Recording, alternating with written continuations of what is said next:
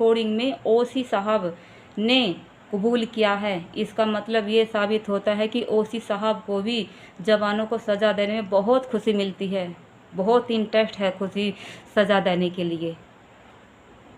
एक बंदे को तो कोर्ट मार्शल करके घर भेज दिया है, एक से करेंगे उन्हें तो ऐसे अफसर ही पागल करके 10 नंबर फार्म भर के एमएच में भर्ती करा देंगे।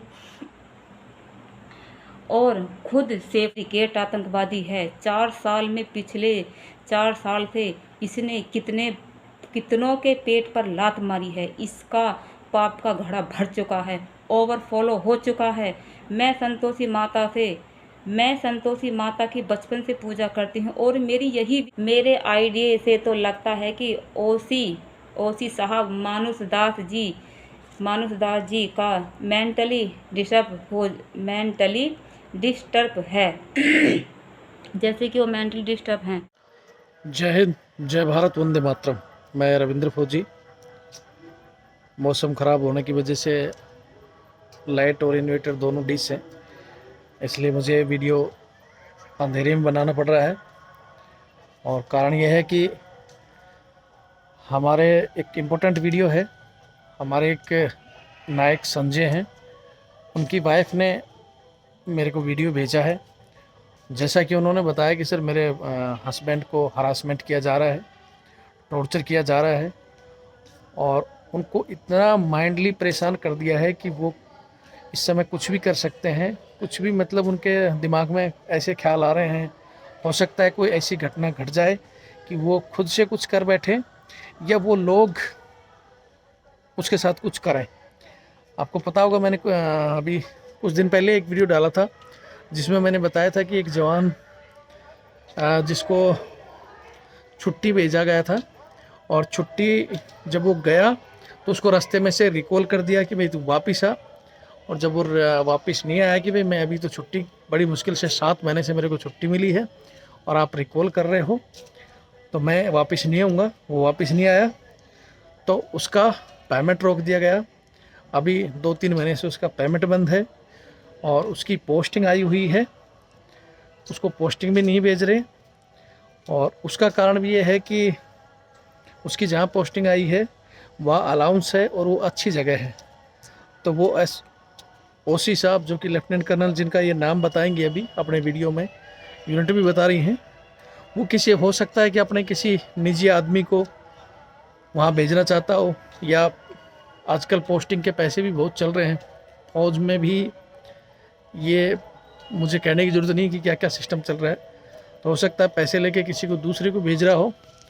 और जैसा कि इनकी वाइफ ने बताया कि वहाँ सज़ा वाला बंदा नहीं जाता है, तो वो पहले तो इनसे छुट्टी मांगते टाइम भी लिखवा रहा था कि भाई अगर तू छुट्टी जाएगा तो मैं तेरे को पोस्टिंग नहीं भेजूँगा, लिख के दे। तो वो किसी न किसी तरीके से इस बंदे को पोस्टिंग नहीं भेजना चाहता, कहीं पहला जो मकसद है। दूसरा, जैसे वीडियो में बताया गया है कि ओसी साहब जो वो ये कहते हैं कि मुझे तो बंदों को सज़ा देने में मज़ा आता है, जब तक मैं बंदों को सज़ा नहीं देता हूँ मेरा दिल खुश नहीं होता है। तो इनकी वाइफ ने इनके लिए कुछ शब्द भी कहे हैं और वो अब फ़िलहाल इनके हस्बैंड का 10 नंबर फार्म भर रहे हैं। लेकिन इनकी वाइफ ने कहा है कि जो आदमी ऐसे बोल सकता है कि भाई मुझे सज़ा देने में मज़ा आता है और जब तक मैं जवानों को अच्छी तरह ट्रीट नहीं कर दूं मुझे मज़ा नहीं आता, तो ऐसे इंसान का भी ट्रीटमेंट कराया जाए। क्योंकि उन्होंने अपनी पिछली यूनिट में भी काफ़ी बंदों को सज़ा दी है और इस यूनिट में भी बहुत बंदों को सज़ा दे चुके हैं। यहाँ तक कि एक बंदे का कोर्ट मार्शल भी कर चुके हैं, एक ही साल में उसको 4 पनिशमेंट दे के कोर्ट मार्शल भी कर चुके हैं।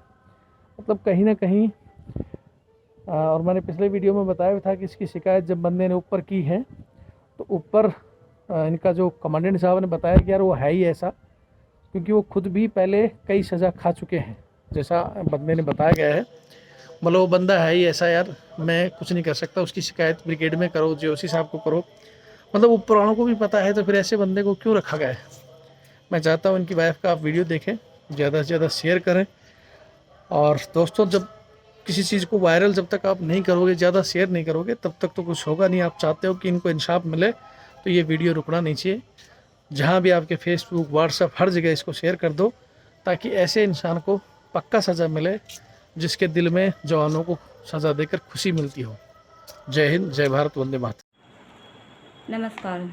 सेवा में श्रीमान जी, मेरी समस्या इस प्रकार से है कि मैंने इससे पहले आवा दिल्ली को दिनांक 1/7/2021 को अपनी समस्या को निमित्त लिखित रूप में दे चुकी हूँ, जिसका मुझे कोई परिणाम नहीं मिला है और मैं मजबूरन आपको अवगत करा रही हूँ कि जैसे मेरे हस्बैंड नंबर 803665 नायक संजय सिंह 1843 पाइनियर यूनिट में सेवारत हैं।